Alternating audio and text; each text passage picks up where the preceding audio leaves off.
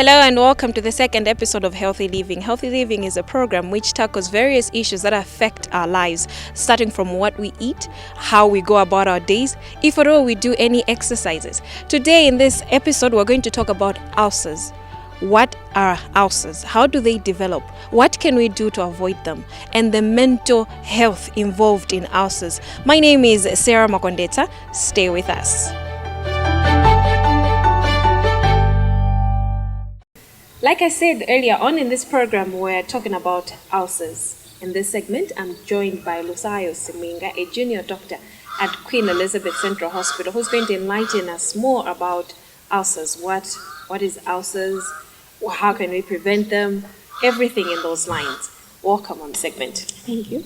Firstly, maybe people should understand, what are ulcers? Okay, so briefly, ulcers is a condition that we give to when there is an inflammation or there is a destruction in the integrity of the lining of the intestines and the stomach. So when there is that erosion in the lining of we call the surface epithelium of those organs, then it's known as ulcers. Are there different types of ulcers? Yes. So mostly it's when there is we classify them according to the location. So if you have say ulcers in the stomach, you call them gastric ulcers. And if you have them in the intestines, like the first part of the intestines, soon after the stomach, we call them duodenal ulcers. But those are generally they are called peptic ulcer disease. It's called peptic ulcer disease. And you may also have stress ulcers. Okay. Yeah. So it's mostly due to, now this is when there is we're talking now about the etiology, how exactly the ulcers come about.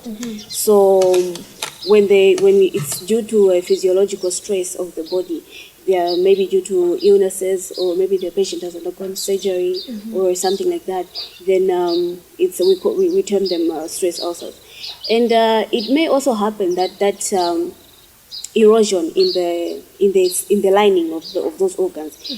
It may happen that there is a perforation. So maybe if you could break it down. Perforation. Okay, so that it's not very technical. Yeah. It simply means that there is a hole through the organ that the ulcer in the lining of the organ that the ulcer is in. So, for example, you have if the ulcer was initially in the stomach, so it was a gastric ulcer.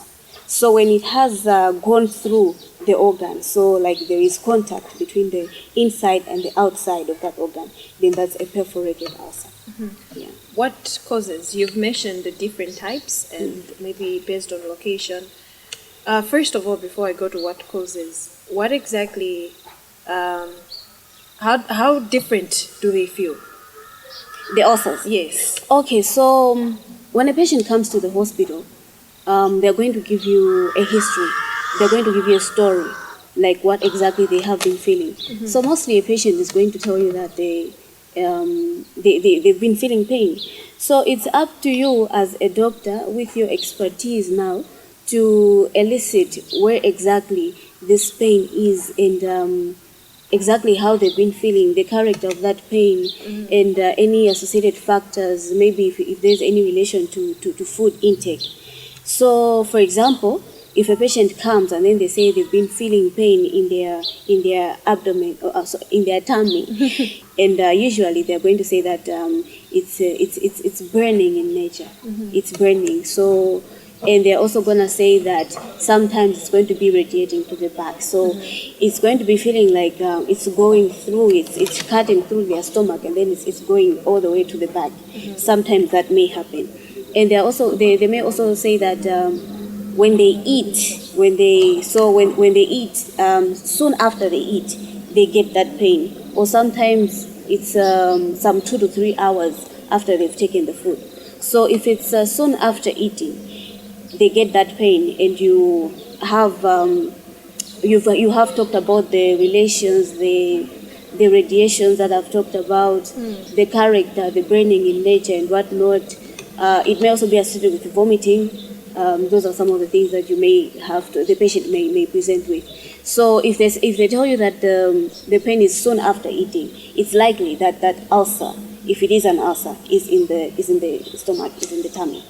But if they say that there is a time lapse between, let's say food intake and that pain coming up, and the nature is the same, the nature is not really different, but then it's mostly about now the time span. So if they say that maybe it's some 2 to 3 hours, it's likely that that ulcer is in the intestines.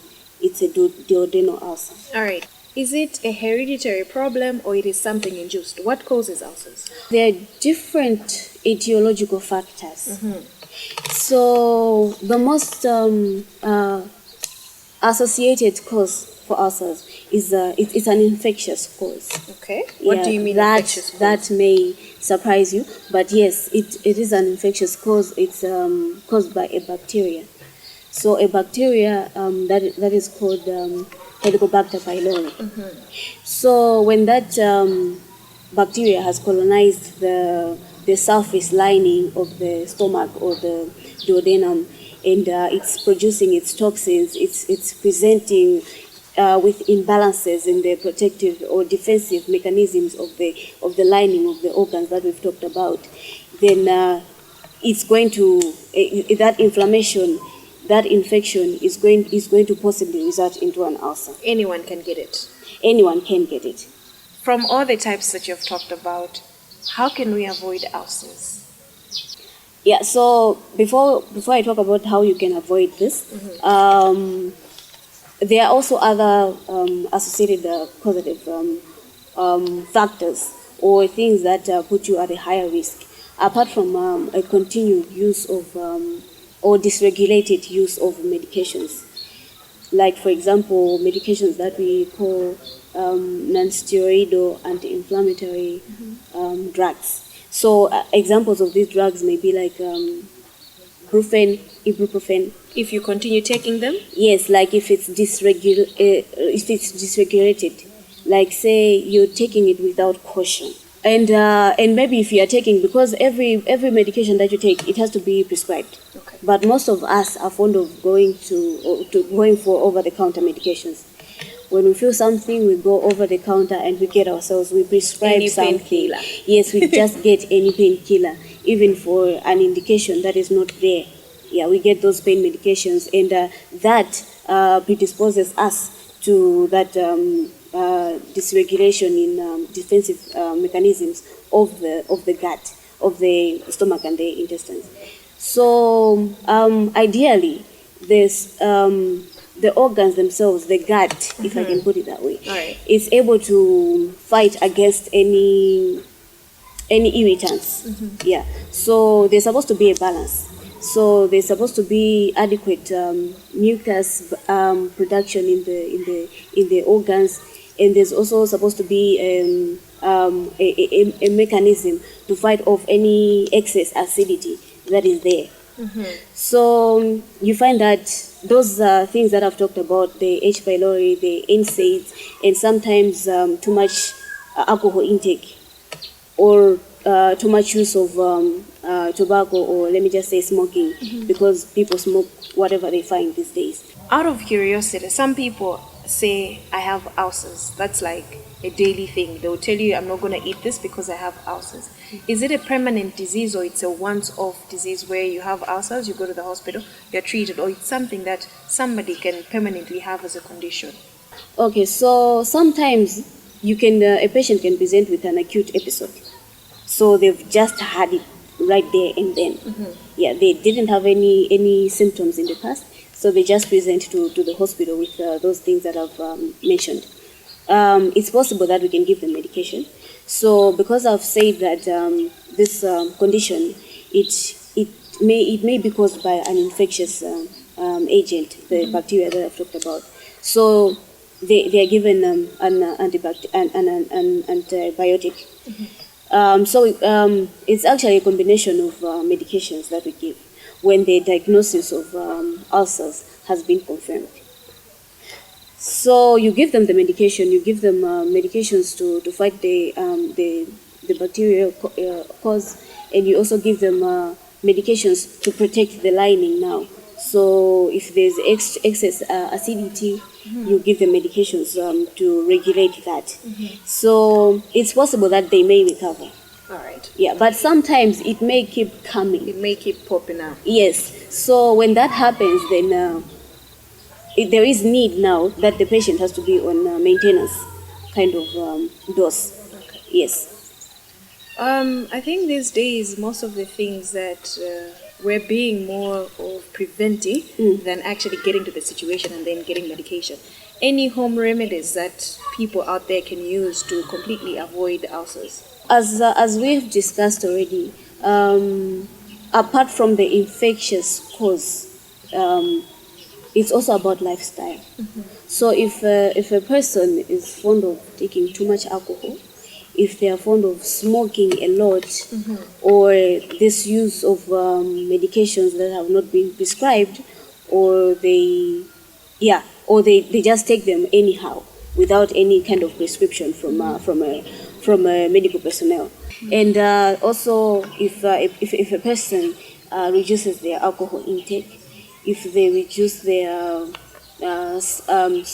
if they reduce the frequency of smoking, basically what you need to do now is that you should address what the patient is what is stressing the patient.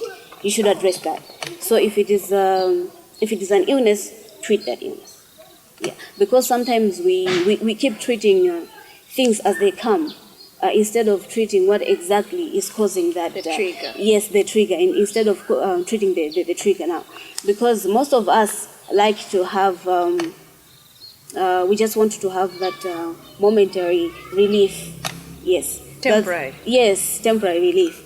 So, which is a bad thing, because that can lead to aggravation of the ulcers if the stress is not dealt with. Thank you so much for the information. It's been very enlightening. I personally have learned something, and I hope a whole lot of people out there have also learned one or two things. That's all we had in this segment of non-communicable diseases, particularly ulcers. That was Lusayo Simwinga from Queen Elizabeth Central Hospital.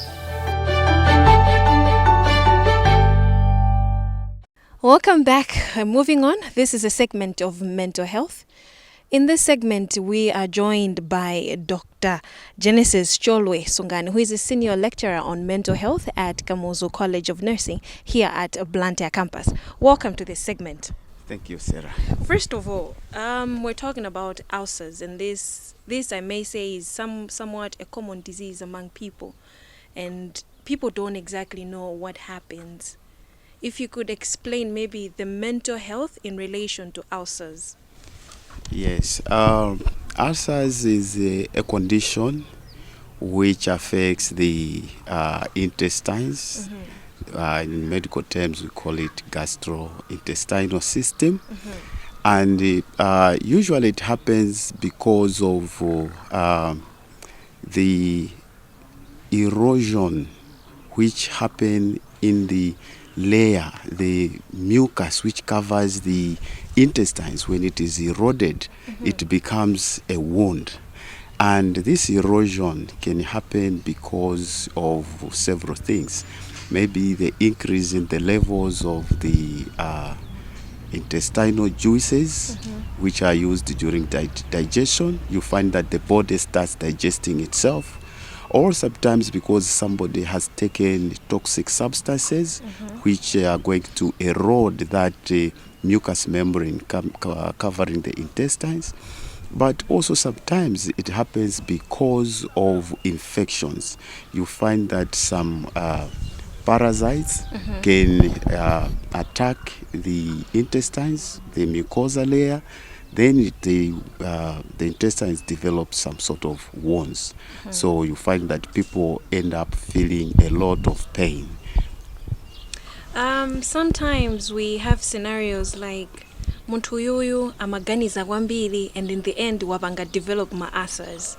Yes, I did not touch on that one, how indeed the increase in the levels of the intestinal juices might happen.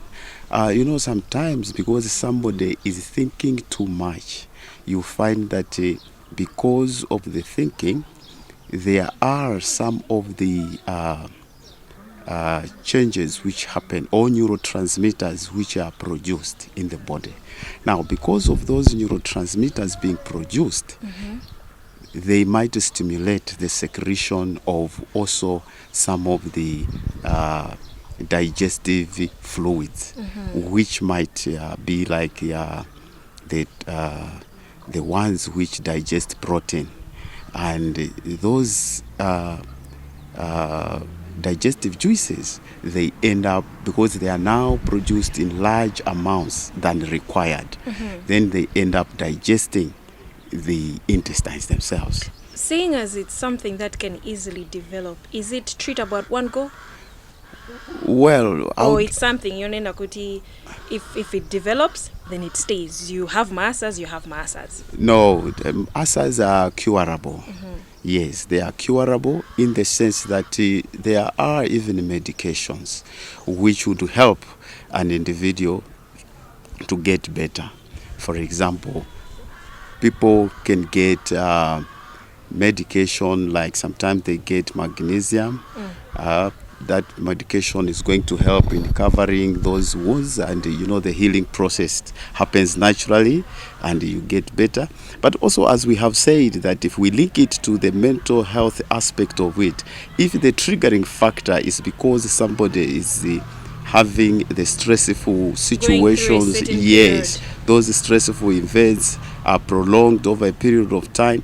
Once you take away the cause of that stressful event, it means you are reversing the whole process, whereby stress was triggering the production of excess digestive fluids, and now because the stress is no longer there, or it has been reduced, that process is reversed. In the end, you find that the situation whereby somebody was suffering from ulcers subsides. Yeah. Lastly, what behaviors should be avoided to lead to ulcers, to trigger ulcers in some people? Some of the behaviors is our eating styles. Sometimes people nowadays, they love eating these spicy foods. Yes. I think people should reduce on those ones, because some of the spices are the ones which can even induce or worsen the condition.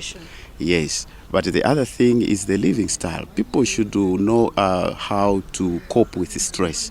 So they should apply effective coping mechanisms. An example, when somebody is very stressful, in a situation where they are very stressed, they can use even relaxation techniques, deep breathing exercise, such that they divert their focus away from that stressful event. Even people developing good habits, such as that avoiding the use of alcohol. Yes. Yeah. You had mentioned of toxic substances Yes, earlier. yeah. So alcohol has to be reduced, or maybe even stopping completely. Yeah, because it's one of the toxic substances which can even worsen the situation. Yeah. Those are some of the facts and enlightening issues on ulcers in relation to mental health. That was Dr. Genesis Chorwe Sungani, a senior lecturer on mental health at Kamuzu College of Nursing. I hope you've learned one or two things on how to avoid or lessen the effects of ulcers in our lives. Stay on for the next segment.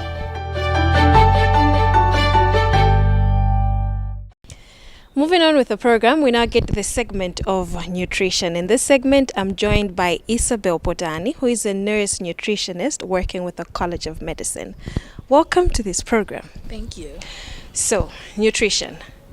There are so many issues that are going on, so many diets that are going on, people on fattening diet, on slimming diet. On the issue of carbohydrates, the intake, what is right and what is not right, and how does it affect people? So it's very important to understand that nutrition is quite complex. It's not just about one nutrient, but since we're talking about carbohydrates, I'll talk about what's important to remember about carbohydrates. And with nutrition, we have to remember that nutrition on its own doesn't work without a healthy lifestyle, and that includes things like physical activity and stuff like that. There's a saying that you can't outrun a bad diet, which means no matter how much physical exercise you do, but It also matters what you're eating. What you're eating. Yes, and now to carbohydrates. I think there's a lot going on about carbohydrates. I see it on social media. People think carbohydrates in general are bad, and The that root of all fatness. is carbohydrates, which is not Yes. quite true. I know that there are people that are avoiding sugars, like completely eliminating sugars from their diet. No minerals at all. No minerals at all, because they think it's bad for them. But what we should remember is for carbohydrates, a little sugar does not hurt. What matters is what else are you eating. So the reason why I'm saying this is because if you eat a lot of fiber in your diet, you're going to be okay. Maybe break it down. Fiber, Examples. yes. So examples of fibers, I would say usually food that is not very refined. So usually the general rule is to go by brown staples. So brown staples, things like ngaiwa. If your nsima looks white, the whiter it is usually is not a good thing. So the browner the things you're eating, like your staples, that makes it better for you. So for example, you're eating brown bread. There's pasta that's brown. So going by that rule, you're likely to eat more fiber in your diet. I don't know if you've noticed, but the more brown it is, the less tasty it is. That is true. Which is why, for example, if you're having brown bread, you can put some sugar in your tea. That's much better for you. So you're trying to balance it up with other things. You can put, I think you can make toast. So you put a nice dressing on it. That makes it better. So just think of, I think usually people think if it's not tasty, it's healthy, but you can switch it up. So you put a nice dressing on it. For example, you have salad on it. So that's actually a good source of other types of carbohydrate, which is also rich in fiber. So these are some of the things that we have to think about when we're talking about carbohydrates, because I know that a lot of days says no sugar. Well, what you don't want to do is have a lot of sugar in your diet. So a little amount, like I'm saying, doesn't hurt. So if you're drinking a lot of fizzy drinks, for example, they won't make you full, but there's so much energy in it.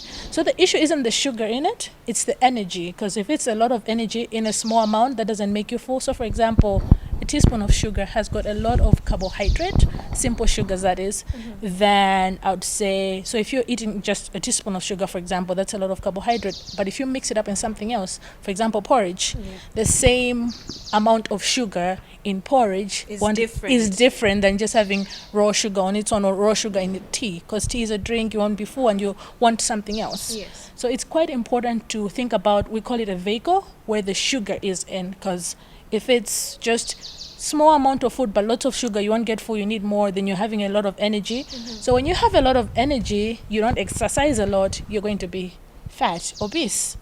And that's going to cause non-communicable diseases, but not the sugar in itself. So it's quite important that the issue with carbohydrates is when we exceed the energy content, not the sugar in itself. Yes. On the implications, let's put aside gaining weight, which is, I think, usually the focus of many of us these days. What are other implications, like maybe health-wise, in terms of maybe various diseases, non-communicable diseases, to be specific? I talk about gaining weight because usually it leads to other things. Okay. But something that we need to think about is cancers, for example. So I know that carbohydrates, high intake of carbohydrates have not really been identified to be leading to cancer. But when you've taken so much carbohydrates that your energy intake is quite high, you get what I'm saying? So energy intake is high, you're not exercising, you become obese. That's when that's going to lead to cancer. Good carbohydrate that has got dietary fiber, on the other hand, if you take lots of it, it actually helps remove some of the carcinogens from protein. Fat actually has got things that can cause cancer. So the carbohydrate, the fiber, will come out with Bacchus stool. So it will help remove that. So that will help you prevent cancer. So you see, carbohydrates are actually good, but it depends on what kind of carbohydrates and in what amounts and what else are you eating. So we've got cancer. Something people seem to have forgotten about, sugar is a carbohydrate. Dental caries, that is also an NCD. And again, you take a lot of that and then your dental hygiene is not working, you're going to have problems. So what I really want to emphasize is, people think of it's all about what I'm eating. What are you doing? What else are you doing? Are you taking care of yourself? The outer appearance that we're focusing. So again, I'm trying to emphasize on the health benefits of carbohydrates, not just think of carbohydrates and you're screaming, no, that's not what I want to eat. I don't want to be big. I don't want to be big. Think of about the fiber, which is quite a crucial component. Yeah. Well, thank you so much. That was very insightful. I hope our viewers have learned one or two things. That's all we had in this segment of nutrition, and we're specifically talking about the implications that come with the high intake or possibly the lowest intake of carbohydrates.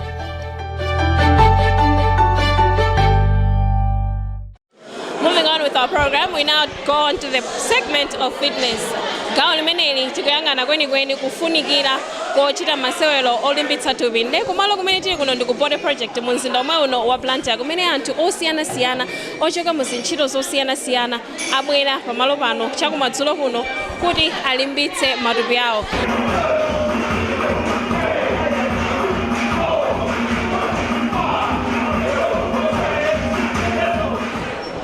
Ndine Mishek Msishe.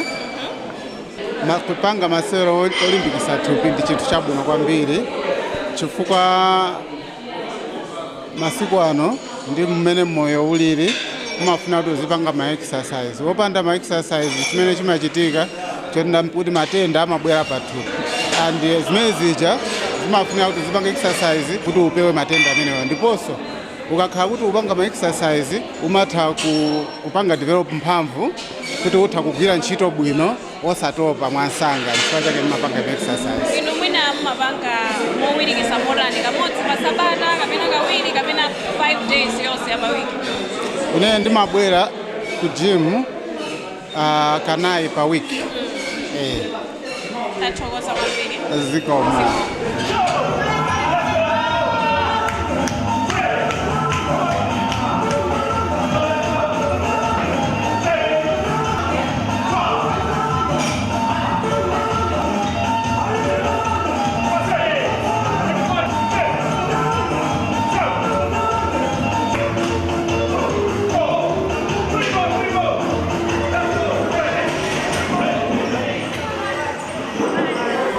And that's how we conclude this segment of fitness. I hope and believe you have learned one or two things. That is how you can keep your body fit, how you can keep your mental and physical ability all working in coordination at once. Watch out for the next segment.